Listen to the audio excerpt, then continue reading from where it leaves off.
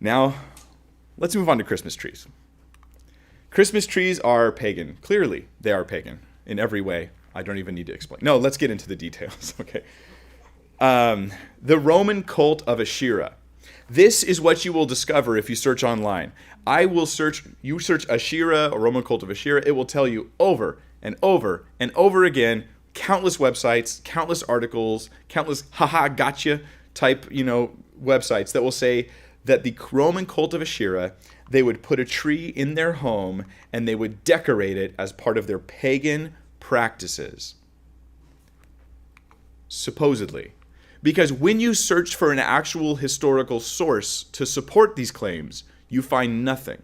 All you find is tons of websites with claims that, we all know that cult of Asherah, they had trees and da-da-da. But when you scroll down to find their actual source notes, these are the types of sites that don't have notes, don't have any footnotes, don't have any references. Now, if it's out there that this Roman cult of Asherah somehow worshipped trees and put them in the home and had some pagan practices, there doesn't seem to be a lot of scholarly sources. I searched for scholarly journal articles. I searched for all over. I spent so much time looking for just anything to support this. Couldn't find a single one. I think that we're safe to dismiss it unless somebody shows us otherwise. Because you would have to show us that they did this and then demonstrate how that somehow affected all of Christendom into having trees as well. Some say it's connected to the Asherah poles of the Old Testament. But then they're going to have to explain how it was that those Asherah poles, which were nothing like Christmas trees, turned into Christmas trees, moved over to a specific day of the year that has nothing to do with Asherah, and then, of course, migrated up into Germany somehow out of Iran and wasn't in Iran anymore. It just doesn't make any sense. The Asherah poles were gone by the time of Jesus anyway. So those who've actually looked into that, you should let it go. So let's move on. Legend has it, now this is, I'll say legend because it's oral tradition, okay? Legend has it that Luther, as in Martin Luther, in 1536, he was walking in the forest and he looked up and he saw through the trees these brilliant stars shining through the trees. And it made him think about how Christ left heaven to come and dwell amongst us here on earth. So that he then came home and he cut one of these trees down and he set it in the house and he decided to put lights on it to tell his children, hey, this represents how Christ came down. Now, that's legend, yes. But it is the most solid source we have on why people do Christmas trees. And it actually explains why, for a very long time, for about almost 300 years, Christmas trees were a predominantly German practice. They were not done throughout the rest of the world. They were just done in Germany. And that's where Luther lived. And if you asked them where they got the Christmas tree idea, they would have pointed to Luther. Actually, they wouldn't have said, well, there were these pagans in Iran and we followed their practices. We don't know why. I don't think so. Now, in the 1800s, in the mid-1800s, the British royal family popularized trees even more. Having a German in the family, Prince Albert, they had him import several spruce firs from his native country in Germany. And what he did was he put them inside of the royal house. Now, that wasn't that rare for him to do that. What happened in the mid-1800s, though, was periodicals took art drawings of the royal family in front of their Christmas tree and published them throughout Britain. And the royal family then, being the superstars that they were, because they were the Justin Biebers of the world at the time, they were followed by the populace. And year after year, for several years, in the 1840s and 50s, they just continued to publish pictures and descriptions of the Christmas tree and the ornaments and gifts under the tree and all that stuff. And what was a German habit became a whole British Empire habit, including very popularized in America. It was no longer just the German immigrants, but it was all sorts of people were doing it. So for about the past 160 years, it's been a worldwide phenomenon, which we can trace being popularized to this particular event being published and put in the magazines.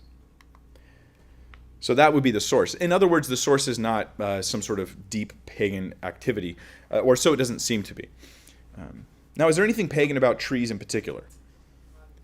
Because, do we read about that, on day 4, how God called up the pagan gods to make the trees?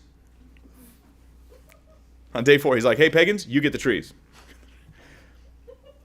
Okay, so there's nothing inherently pagan about trees. There's nothing inherently wrong with trees. Is there anything pagan about putting a tree in your house?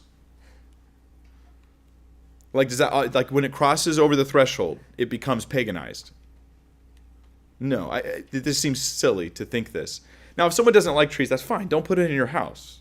But don't demonize for no reason the thing that's happening. Is there anything pagan about decorating a tree?